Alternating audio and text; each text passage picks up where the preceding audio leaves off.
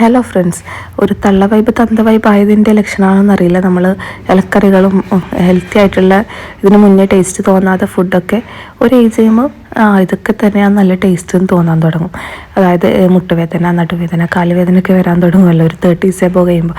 അപ്പോൾ നമുക്ക് തോന്നും ഇതൊക്കെ നല്ല ടേസ്റ്റ് ഉണ്ട്, മനസ്സിലാക്കാൻ തുടങ്ങും. അങ്ങനെ ഒരു ടൈമിലൂടെയാണ് ഞാനും കടന്നു പോകുന്നത്. അപ്പോൾ എനിക്കിപ്പം ഇലക്കറികളും പച്ചക്കറികളും ഒക്കെ നല്ല ടേസ്റ്റായിട്ട് ഫീൽ ചെയ്യാൻ തുടങ്ങി.